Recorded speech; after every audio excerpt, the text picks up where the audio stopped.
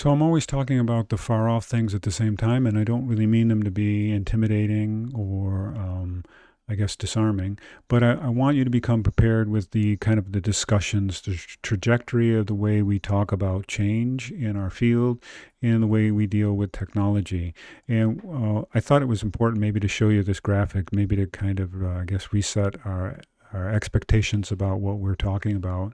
If we were talking about things like the metaverse, which I bring up, really right now we're very early in that concept. We're not even at the peak of inflated expectations now.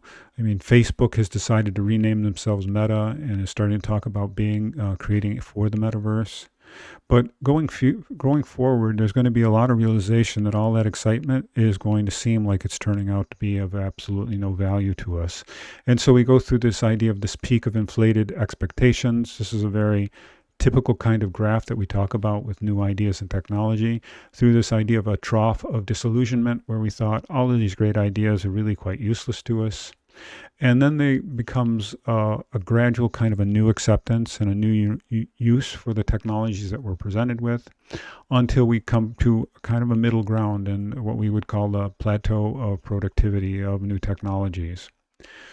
But needless to say, this is the environment where we really need to start thinking about where things are going to help us gather what's called a foresight capability to see our future and help our clients see the future. And a lot of people are playing in that world already. Zaha Hadid Architects, once again in the news, CNN has created a libertarian city in a metaverse. And this is hyperlinked, and you can go and read a little bit about it. But it's all about all kinds of ideas about self-governance, avatars, collaborative working, shops and businesses. And so these things really seem really quite far-fetched, but here's an architecture firm already designing for that new metaverse. And they're not really the only ones. Bjark Ingels architecture firm is designing also for the metaverse. And they have ideas about this kind of what's called a decentralized platform, Web 3.0 as it's referred to. And so I also would invite you to look at what they're talking about.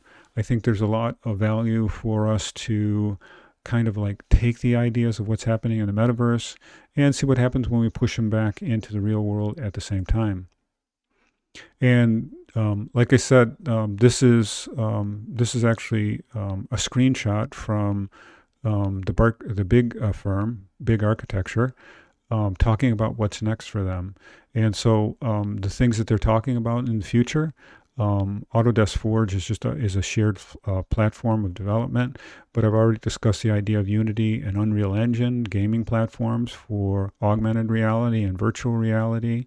And the term they use is gamifying testing, thinking about your client being able to inhabit the environment and test it out to see if it works as if we've decided we wanted it to work. We have this increased focus on 3D coordination. So the idea of BIM modeling becoming more and more of that shared asset with other people. And some of these, database-oriented workflows. There's a lot coming with blockchain. We talk about cryptocurrency, but cryptocurrency is backed with a technology called blockchain, a secure way of transferring information. And that's becoming an increasingly large part of the dialogue about the way we share files. Life cycle analysis, the greenness of our buildings. And then this final one over here, they actually have on their radar for what's next, the metaverse. So this is far off for someone like me. But for you, this is these are going to be topics more strongly discussed as you enter your career. This is actually something, just a fun thing that's happening. This is a product by Adobe.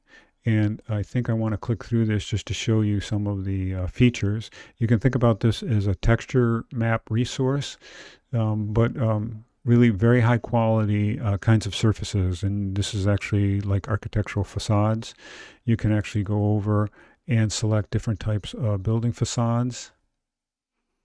And you can see these mapped out over surfaces. And you'll notice the variations of things like windows opened and closed. All of these things are used to populate kind of like the virtual world buildings that people are thinking of creating.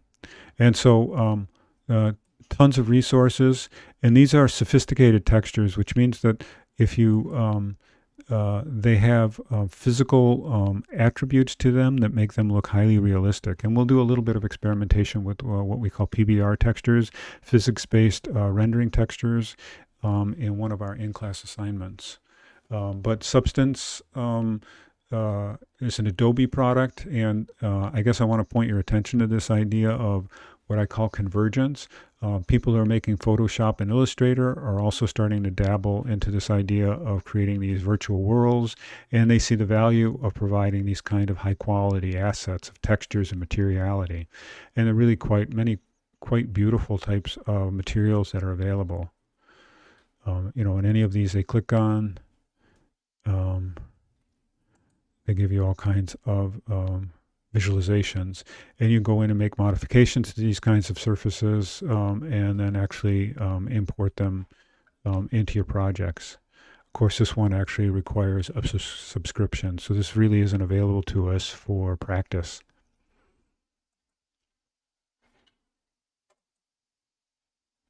This is Substance used in Autodesk Revit. I'm going to just show you this briefly because I think that you really don't need to use Substance in order to find nice materials. There's plenty of great materials out there and other ways to get them. But they go through and detail how you can increase the quality of your appearance of renderings and things like that by this idea of creating, bringing in high quality materials. So they're showing you the default appearance. And I don't want to spend too much time, but here you can go out and create your customized textures, once again, in that Adobe Substance creator, and then import them back into the software. And I don't know if we have, and they talk about actually sophisticated ways that these will actually map. And as we get to these more realistic materials with reflective properties to them and textures to them, they can really help to enhance the quality of your scene. And once again, you're looking at renderings that are actually happening. This rendering isn't Lumion.